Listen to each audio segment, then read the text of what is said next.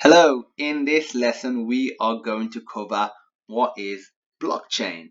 So what is blockchain? I've got a little diagram right here. Blockchain is the core foundation of many cryptocurrencies and a bunch of other platforms as well. The reason we have got a question mark here is due to the fact that most people, when they think of blockchain, they think of cryptocurrencies, and on top of that, when they think of cryptocurrencies, they think of Bitcoin. This is the Ethereum logo. There are more than two cryptocurrencies, and there are more than three different applications for blockchain. Later on in this series, I will cover other applications for blockchain, but a lot of the time I will be referring to currencies in one form or another, but the process, the ideology, the philosophy behind blockchain is essentially the same. So what is blockchain? This amazing technology that powers most cryptocurrencies and powers Bitcoin, which as of now, I believe is worth about, the market cap for Bitcoin is about $70 billion and it is growing immensely. So yeah, why is it so good? What is blockchain? The simple way to think of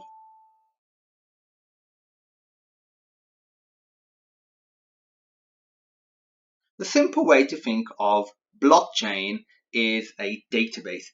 It really is not much more than a database. And you might be thinking, well, databases have been around for a very long time. Before we had them in digital form, we had them in, well, written form, in the form of, let's say, some sort of ledger or something else, especially in the finance industry. And yeah, that's true. We've had databases for a very long time, and even in the digital realm. But databases generally have been centralized. And what that essentially means is one party owned the database. They were the trusted authority for maintaining, updating, and also we trusted that authority to make sure the transactions they were recording, whether they were financial transactions or otherwise, they were legitimately recording the transactions the way they had occurred.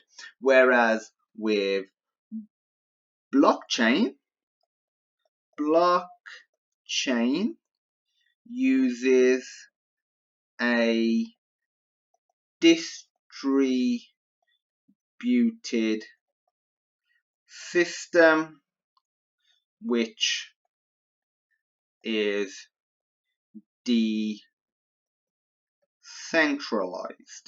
I will create a whole another video covering exactly what distributed and decentralized platforms are and how they compare to centralized platforms. But what this essentially means is no one entity has control over the transactions, and therefore it helps reduce the potential for hacking. It helps reduce the potential for fraud. So whether that's legitimate or illegitimate problems with the system, it helps reduce that.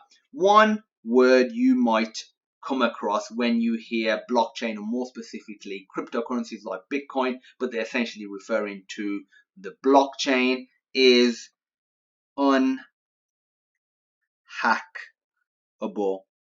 or tamper proof. I know that is 4 words, and though it is immensely difficult to hack blockchain or any application of blockchain and affect it, history has shown that anything that has bared the name unhackable, tamper proof, it's secure to the point it can never be accessed, has pretty much always, in one form or another, been proven false. So I would take this with a grain of salt. that is meant to be a grain of salt. So yeah, I would take it with a grain of salt, because at the end of the day, it could potentially happen. But as you advance through this course, you'll realize the immense complexity of trying to hack a blockchain based system. So as I mentioned earlier, blockchain is nothing more than a database, and you will hear the word ledger thrown around more than database.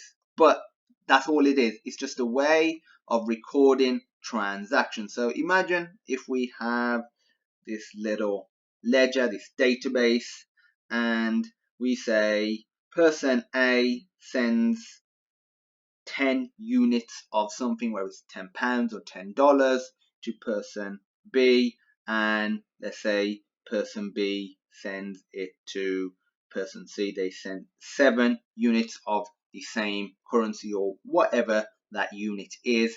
We know that person A has 10 less now.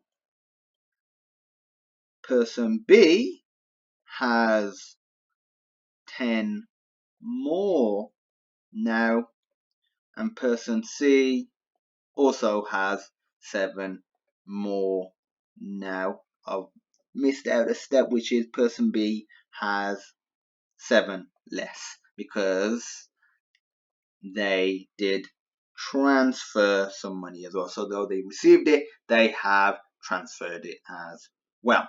So that's essentially what a ledger or a database might look like. But with blockchain, all of the users on the system that are mining, and we'll cover exactly what mining is at a later date, have a record of this advanced ledger database. So if one person was to say change this transaction, or let's say even remove it, if all of the others are saying this transaction did occur or didn't occur, as the case may be, then it would come to a majority vote and say the majority vote wins and this did or did not occur. And as you can imagine, think about marking papers. So a mathematical paper. 4 plus 3 equals 7. A very simple maths problem. But imagine if one person looked at a maths paper and they had 100 questions to mark. It is more than probable that an individual marking a single paper may get the marking wrong for one particular question. So they may say this is incorrect, even though it isn't. It is correct. But imagine if 10 people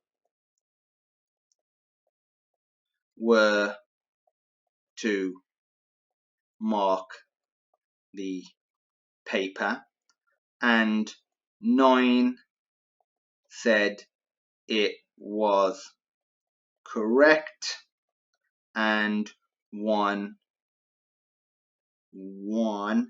said it was incorrect.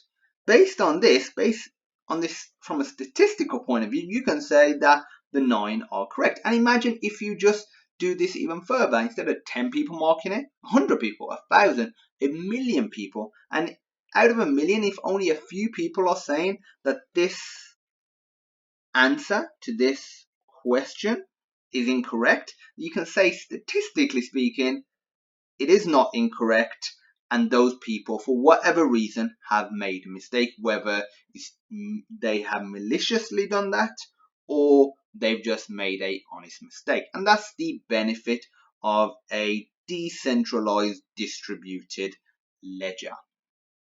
So it removes the idea of trusted third parties, which essentially come in the form of banks, whether that's using some sort of system like Visa, PayPal, MasterCard, or anything else. So that's essentially what it removes. Each miner, each person validating the transactions essentially almost becomes the verifier as these people would be. All transactions are logged and the time, the date, the participants. So if person A send money to person B, person A and B will be the participants. The amount, or what is actually transacted using blockchain, is also recorded within the blockchain. Each node and system on the network owns a full copy of the blockchain, but like I said, miners are used to verify the validity of a transaction. So miners verify the validity of a transaction slash block. And transactions are grouped into blocks. So if we have this block, this might have a bunch of transactions. Let's just think of it as financial transactions. Person A sending money to person B, person C sending money to person D, etc., etc. So this is a block, and this block, once it has been verified, is added onto the chain. So imagine if we have a block here, it is added onto the chain, and when another block has been validated, it is added onto the chain again. And what you can do is go through the chain and see where all the transactions have come from, how they've arrived. So imagine we have a banknote, a conventional banknote that is for $10. Realistically, we do not know where this $10 has come from. Maybe my parents have given it me, maybe my father handed it to me, but where did he get it from? Where did that individual get it from, etc., etc. Using blockchain, we can go all the way back and see where he originally came from. And we can also see that it didn't initially start off as, let me just get rid of that, draw it a little better.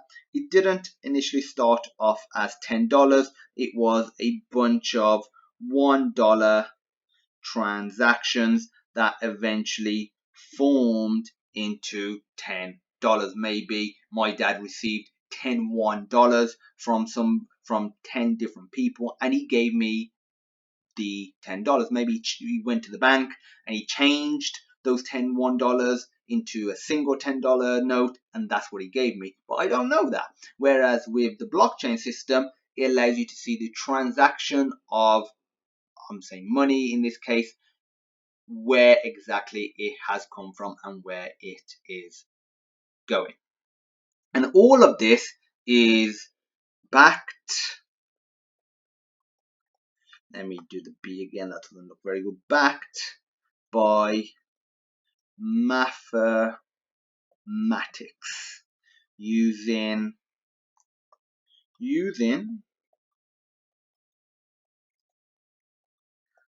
hashing functions minus verify hash values. So that's essentially a overview of what blockchain is. In one simple word, it is a database, nothing more essentially. nothing less. That is the best way to think of it. It is a distributed, decentralized database. We'll have several other videos covering mining, covering what wallets are, something that we haven't even talked about yet, how all of this process links together, how cryptography comes into it in the form of hashes, how the mathematics of it all work, and how the security works. So stay tuned for those videos.